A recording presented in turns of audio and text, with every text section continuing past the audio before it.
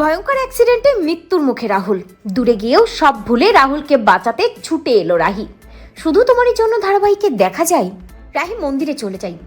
ঝড় বৃষ্টির রাতে মন্দিরে গিয়ে ঠাকুরের সামনে বসে রাহি চোখের জল ফেলে আর বলতে থাকে যে যা হয়েছে তা তো তোমার ইচ্ছাতেই হয়েছে। যেদিন ওই বিয়ের আসরে রাহুলকে বিয়ে করতে হয়েছিল আমাকে, সেদিন আমি ভেবে নিয়েছিলাম সবটাই তোমার ইশারায় হচ্ছে। আমি তোমার এই ইশারাকে মেনেও নিয়েছিলাম, কিন্তু আজ যে আমি আর পারছি না মা, আমি আর সহ্য করতে পারছি না। এবার আমি সবাইকে মুক্তি দিয়ে দেব, রাহুলকেও মুক্তি দিয়ে দেব। এই মিথ্যে সম্পর্কের বোঝা আমরা আর কেউ বইতে পারছি না। না না, আমি আর এভাবে কতদিনই বা রাহুলকে কষ্ট দেব, মিথ্যে সম্পর্কে বেঁধে রাখবো। এবার আমাকে দ্রুত সিদ্ধান্ত নিতে হবে। এই বলেই রাহি মন্দির থেকে বেরিয়ে পড়ে। অন্যদিকে দেখা যায় যে রাহির বাবার বাড়িতে রাহির মা একটু সুস্থ হয়ে ওঠে এবং কাজকর্ম করার জন্য বাইরে বেরিয়ে আসে। তবে কাকিয়া একেবারেই রাহির মাকে কিছুই কাজ করতে দেয় না, বরং বলে যে দিদিভাই তুমি আর একটু সময় রেস্ট নাও না।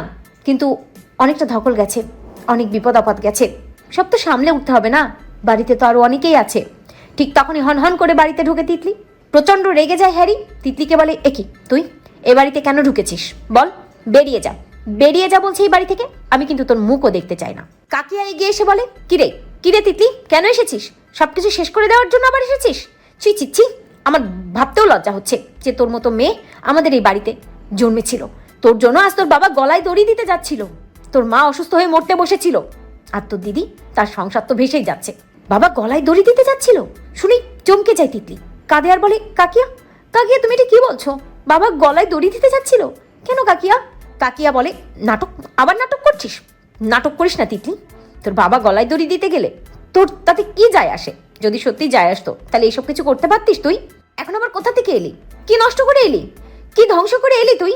রাহির মাও 7-5 কথা শোনাতে থাকে। তিতলি তার মাকে গিয়ে বলে মা অনেক বলেছো, আর নয়, ধ্বংস কি শুধু আমি করছি, ধ্বংস তো তোমরাও করেছো, তোমরাই তো মিথ্যে বলেছো, সবকিছু আগেই তোমরা উলট পালট করেছো। আবারও মুখে তর্ক করছে তিতলিকে মারতে যায় তিতলির মা। তিতলি শক্ত করে হাতটা ধরে বলে না আর আমি মার খাবো না। আমার কি কোনো আত্মসম্মান বোধ নেই? এখানে মারছো, দিদিভাই শ্বশুর বাড়িতে আমাকে মারছে, সব জায়গায় আমার গায়ে হাত তোলা হচ্ছে, আমার কি কোনো আত্মসম্মান বোধ নেই? আমি আর মার খাবো না মা। তোমরা সবাই মিলে আমাকে মিথ্যে বলেছো। সেদিন কেন আমাকে বলা হয়নি যে রাহুল বিদেশ যেতে পারবে না? বলো, আমি তো যে বিদেশ যাবে তাকেই বিয়ে করতে চেয়েছিলাম, অথচ তোমরা সবটাই আমার কাছ থেকে গোপন করে গেলে। তিতলি তার বাবার সামনে দাঁড়িয়ে বলে বাবা উত্তর দাও, তুমি তো সব জানতে না যে রাহুল বিদেশ যাবে না, তাহলে আমাকে জানাওনি কেন? বলো কেন জানাওনি? যাতে তোমার মেয়ে রাজরানী হতে পারে না, যাতে ওই রাহুলকে বিয়ে করে নাই, তার জন্য তুমি সবসময় রাহির কথাই ভেবে এসেছো, আমার কথা নয়। রাহির মা বলে ছি, রাহিকে তুই রাহি বলছিস? দিদিভাই বলতেও ভুলে গেছিস? তিতলি রেগে গিয়ে বলতে থাকে বলবো না দিদিভাই, কারণ ওই রাহি আর বাবা মিলে আমার জীবনটা নষ্ট করেছে। রাহির বাবা বলে তিতলি কি বলছিস তুই এসব কথা, কি বলছিস? আমি ভেবেছিলাম যে রাহুল বিদেশ যেতে পারবে না, এটা পরে জানলেই বাকি, তুই ঠিকই বুঝতে পারবি, আমি চেয়েছিলাম বিয়েটা আগে হয়ে যাক।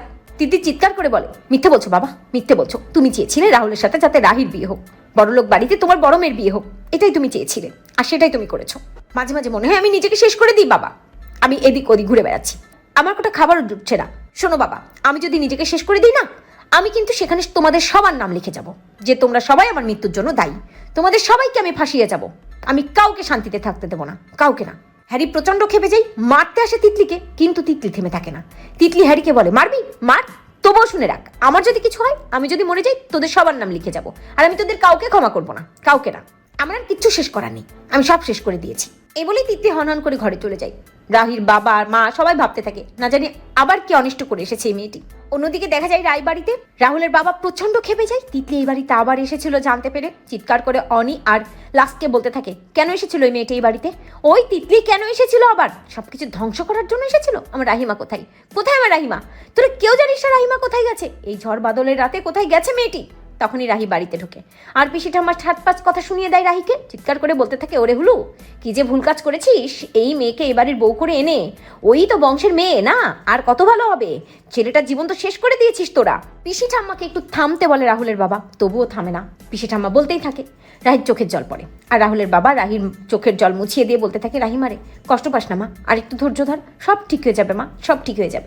রাহুলের বাবা ওখান থেকে চলে গেলে রাহি মনে মনে ভাবে আর কিছু ঠিক হওয়ার নেই বাবা, আর কিছু না, আমি আর এই সম্পর্কে থাকবো না, এবার আমি তোমাদের সবাইকে মুক্তি দিয়ে চলে যাবো ওই বাড়ি থেকে। আমিও চাই না রাহুলের জীবনটা এভাবে শেষ হোক, নতুন করে রাহুলের জীবনটা সাজিয়ে নিক, এটাই আমি চাইবো। এরপরেই দেখা যায় যে রাহুল যখন ঘরে বসে থাকে, রাহি তখন ঘরে ঢোকে এবং রাহুল উঠে চলে যেতে যায়। তখন রাহি বলে, দাঁড়াও রাহুল, কথা আছে তোমার সাথে। রাহি রাহুলকে বলে, বিয়ের আগে ভুবনেশ্বরের একটা কলেজে আমি অ্যাপ্লাই করেছিলাম, আর আজ আমি সেখানকার কনফার্মেশন লেটারটা অ্যাকসেপ্ট করে নিয়েছি। শুনে রাহুল বেশ চমকে যায়। রাহিকে বলে যে কি? রাহি বলে, হ্যাঁ, আমি ওদের কনফার্মেশন লেটারটা অ্যাকসেপ্ট করেছি, আমি পরশুদিন চলে যাচ্ছি। রাহুল বলে, চলে যাচ্ছ মানে? রাহি বলে, হ্যাঁ, চলে যাচ্ছি। এই মিথ্যে সম্পর্কের বোঝা তোমাকে আর বইতে হবে না, আর কাকে কি বলবো সেটা আমি ঠিক করে নিয়েছি। তোমাকে কোনো প্রশ্নের সম্মুখীন হতে হবে না, ভেবো না, আমি চলে যাচ্ছি। নিজের জীবনটা না হয় এবার নিজের মতো করে গুছিয়ে নিও। এই বলেই নিজের ল্যাপটপটা নিয়ে রাহি ওখান থেকে চলে যায়। অন্যদিকে রাহুল ভাবতে থাকে, সত্যি রাহি চলে যাচ্ছে? আর এরপরে দেখা যায় যে রাহুল বিছানায় শুয়ে চিন্তা করতে থাকে, কিছুতেই স্বস্তি পায় না। সব কিছু মিলিয়ে কেমন যেন হয়ে যায় রাহুল। ভাবতে থাকে যে রাহি তাকে ঠকালো, রাহি তার বন্ধুত্বের মর্যাদা রাখলো না। অন্যদিকে রাহি চুপচাপ দাঁড়িয়ে থাকে, যেটা দেখে রাহুল কিছুটা পাগল প্রায় হয়ে রাহিকে বলতে থাকে যে, রাহি, কথা আছে তোমার সাথে। আজ তো চলে যাচ্ছ, পালিয়ে যাচ্ছ, কিন্তু আমার কি হবে? আমার জীবনটা কেন এরকম করে শেষ করে দিলে? কেন মিথ্যে বলেছিলে রাহি? কেন আমাকে মিথ্যে বলেছিলে? তোমার সাথে তো আমার একটা বন্ধুত্ব ছিল, তুমি আমাকে সত্যিটা কেন বলনি যে তিতলি বিদেশ যেতে না পারলে কখনোই কাউকে বিয়ে করবে না? কেন আমাকে সেটা বলনি? আরো এতগুলো বিষয় তুমি গোপন করে গেলে, কেন গেলে? কি চেয়েছিলে তুমি? কেন আমাকে ঠকালে? বারবার একই কথা বলতে থাকে রাহুল। রাহি রাহুলকে বলে, রাহুল, তুমি আমাকে যতবার একই প্রশ্ন করবে ততবার একটাই উত্তর পাবে, বারবার আমার উত্তর চেঞ্জ হবে না রাহুল। রাহুল চিৎকার করে বলে, এখন তো চলে যাচ্ছ, আর সবার সামনে আমি মুখ দেখাবো কি করে? কি প্রশ্নের উত্তর দেবো আমি সবাইকে? রাহি বলে, বললাম না সেটা নিয়ে ভাবতে হবে না, আমি কি বলবো সেটা ভেবে নিয়েছি। রাহুল বলে, দরকার নেই, আমার পরিবারের কথা ভাবার তোমার কোনো দরকার নেই। যা হবে আমার বাড়িতে আমি দেখে নেব। তুমি তো চলেই যাচ্ছ, তারপর বুঝবে কি করে আমার বাড়িতে কি হচ্ছে না হচ্ছে? জানবেই বা কি করে? সবকিছু শেষ করে দিয়েছো তুমি, সবকিছু শেষ করে দিয়েছো। আজ আমার জীবনটা এরকমটা হতো না, একটা মিথ্যে সম্পর্কে আমি জড়িয়ে পড়েছি। সেদিন ওই বিয়েটা না হলে আজ সবকিছু অন্যরকম হতো। বলতে বলতে রাহুল বেশম খায়, আর ঝগড়াই করতে পারে না। তখন রাহুলকে একটু বসাই আর বলে যে, রাহুল বসো, এখানে বসো। রাহুল বলে, ডোন্ট টাচ মি। রাহি, তুমি আমাকে স্পর্শ করবে না। রাহি রাহুলকে বলে, চুপ করো বলছি, চুপ করে বসো এখানে। এই বলে অধিকার দেখিয়ে জলের গ্লাসটা নিয়ে আসে, আর তারপর রাহুলকে জল খেতে বলে। আর রাহুল একটু জল খায়, খেয়ে আবার ঝগড়া শুরু করে। বারবার বলতেই থাকে রাহুল, রাহি, আমার প্রশ্নের উত্তরটা কিন্তু তুমি দিয়ে গেলে না। তুমি কেন আমার সাথে এরকম করলে, কেন? রাহি রাহুলকে বলে, তোমার সব প্রশ্নের উত্তর দেওয়া আমার হয়ে গেছে, এবার আমার চলে যাওয়ার পালা। সবকিছু থেকে তোমাকে মুক্তি দিয়ে এবার আমি বহু দূরে চলে যাচ্ছি। আমার নামটাও তোমার জীবনের সাথে আর জড়িয়ে থাকবে না, চিন্তা করো না। আর কোনোদিন রাহিকে নিয়ে তোমাকে কেউ কোনো প্রশ্ন করবে না। এরপরে দেখা যায় রাহুল রাগ করে ঘর থেকে বেরিয়ে যায়, আর রাহি বসে বসে ভাবতে থাকে যে আর মাত্র কয়েক ঘন্টা, একটা দিন, তারপর রাহির নামটা তোমাকে আর শুনতেই হবে না, রাহির চেহারাটাও তোমাকে দেখতে হবে না। এরপরে দেখা যায় যে সকাল হয়ে যায়, আর রাহি সবাইকে জানিয়ে দেয় ভুবনেশ্বরের কলেজে রাহি অ্যাপ্লাই করে দিয়েছে, আর রাহি চলে যাচ্ছে। যেহেতু পিসি ঠাম্মি এখন জানে রাহি কলেজে চাকরি করে, তাই ওখানে যাওয়াটা রাহির জন্য খুব জরুরি। পিসি ঠাম্মিও কোনো কথা বলে না, বাড়ির বউ চাকরি করবে, বড় বড় লেকচার দিচ্ছে, সবটা বলতে বলতে পিসি ঠাম্মি নিজের ঘরে চলে যায়। আর রাহুলের বাবা রাহিকে আটকাতে গেলেও রাহুলের বাবার কোনো কথাই শোনে না। রাহি রাহুলের বাবাকে বলে, বাবা, আজ আর আপনি আমাকে আটকাবেন না, আমাকে আজ যেতেই হবে। এই বলেই রাহি বেরিয়ে পড়ে। তবে রাহুল জানতেই পারে না, কারণ রাহুলের ওই দিন টেনিস টুর্নামেন্ট থাকে এবং রাহুল তার স্টুডেন্টদের নিয়ে টেনিস টুর্নামেন্টে চলে যায়। অপরদিকে রাহি ভুবনেশ্বরের কলেজে চলে যায় এবং সেখানে জয়েন করে, আর তারপর সবকিছু ভুলে নিজের জীবনটা নতুন করে শুরু করতে যায়। তবে ওই টুর্নামেন্টে যাওয়ার পথে একদল গুন্ডারা রাহুলকে আক্রমণ করে, আর বাসটা কন্ট্রোল হারিয়ে একটা খাদে পড়ে যায়। অ্যাক্সিডেন্ট হয় বাসের, সব যাত্রীরা আহত হয়। রাহুল রক্তাক্ত অবস্থায় হসপিটালে ভর্তি হয়। অপরদিকে মাঝরাতে রাহুলকে নিয়ে স্বপ্ন দেখে চমকে ওঠে রাহি। ভাবতে থাকে, রাহুল তুমি ঠিক আছো তো? তুমি ঠিক আছো তো রাহুল? আমি কেন এরকম ভয়াবহ স্বপ্ন দেখলাম? ঠিক তখনই রাহির ফোন আসে, আর জানতে পারে রাহি রাহুলের অ্যাক্সিডেন্টের কথা। সব ভুলে ওই ভুবনেশ্বর থেকে ছুটতে আসতে থাকে রাহি, আর বলতে থাকে, রাহুল, আমি তোমার কিচ্ছু হতে দেবো না, আমি আসছি রাহুল, আমি আসছি। অপরদিকে রক্তাক্ত রাহুলকে হসপিটালে নিয়ে গিয়ে তার ট্রিটমেন্ট শুরু হয়। অন্যদিকে রাহি ছুটে যায় সেখানে। তো বন্ধুরা, তোমরা এটাই চাও তো মৃত্যুর মুখ থেকে রাহুলকে যেন বাঁচাতে পারে রাহি, এবং রাহুল যেন বুঝতে পারে যে সে রাহিকে কতটা ভালোবাসে? কমেন্ট করে জানাতে ভুলো না।